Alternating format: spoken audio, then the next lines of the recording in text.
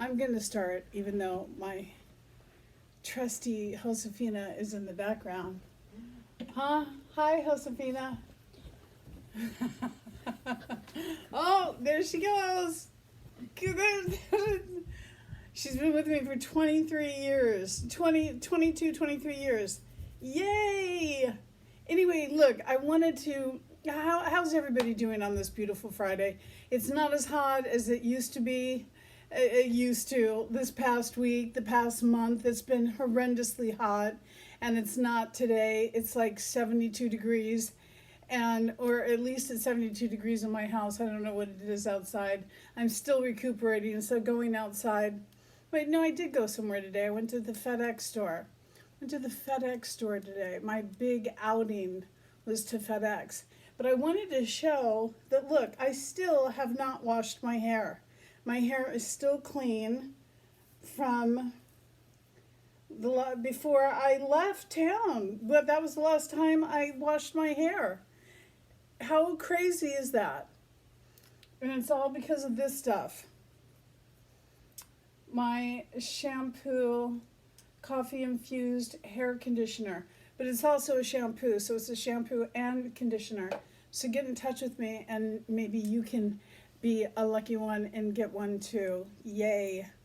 Anyway, I was thinking there was a story that I was talking about yesterday, and it was about Doc McGee and Howard Kaufman and David Geffen, and I didn't finish the story. The story was that I wanted Whitesnake to go with Howard Kaufman because he had Aerosmith and he didn't have really any other bands. And Aerosmith at that time, if you remember, I mean, they opened up for us. That's how they had a resurgence later, but they didn't at the time. So they were not really high on the totem pole in terms of popularity. It was the Bon Jovis and your Motley Crues. Even Poison wasn't around. Poison signed with Howard Kaufman after Whitesnake, so we were the big band on the totem pole, and that's what I wanted for the band. I didn't want to be second fiddle to Motley Crue or to Bon Jovi. I just didn't think that we would get the attention that we needed. And so David Geffen got upset, and he put his hands on his desk and he stood up and he said, "The band's going with Doc McGee." And I got upset and I put my hands on his desk and I stood up and I said, "The band's going with Howard Kaufman."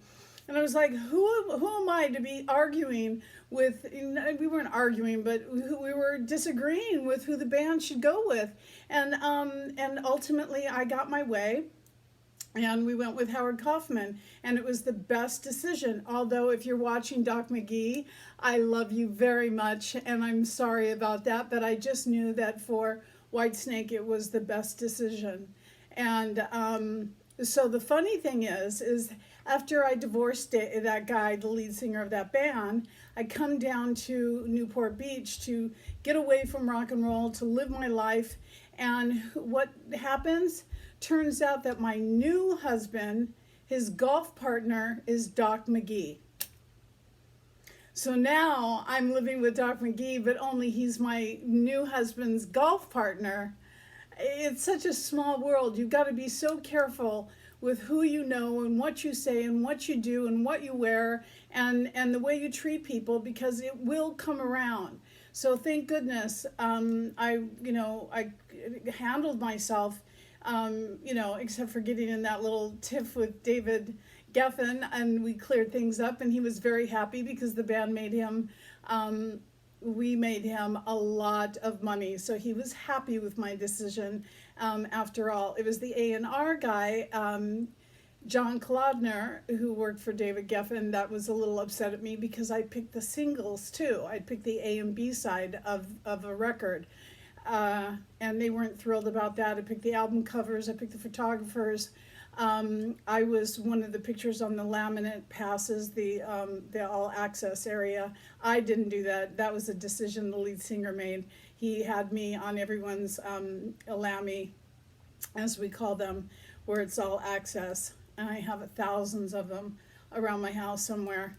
Anyway, I still have them from every band you can imagine.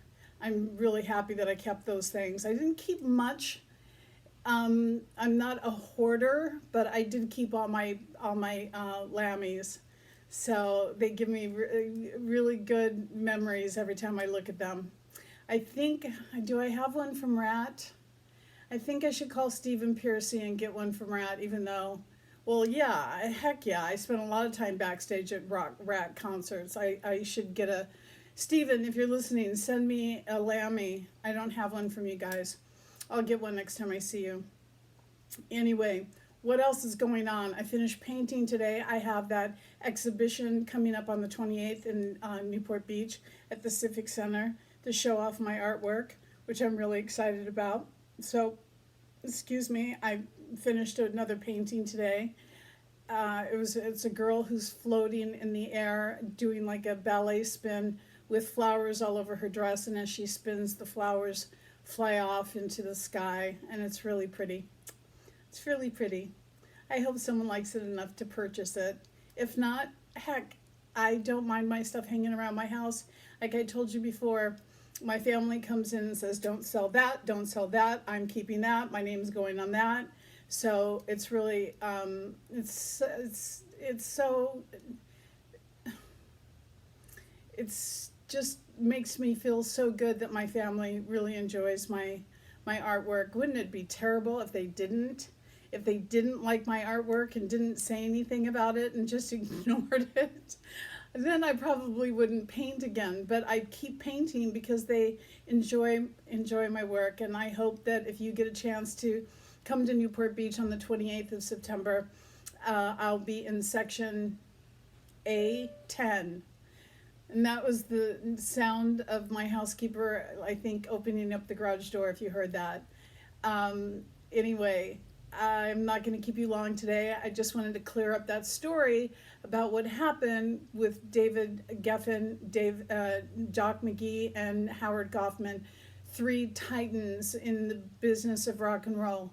There really aren't two. Irving Azoff was Howard Kaufman. If you hear the Kardashians talk about Irving and Shelley all the time, Irving Azoff was at my wedding, and he was Howard Kaufman's partner when they were at Universal, and when Whitesnake first, when we first signed with Howard, we were with Irving as well. So I know Shelley and Irving Azoff very well.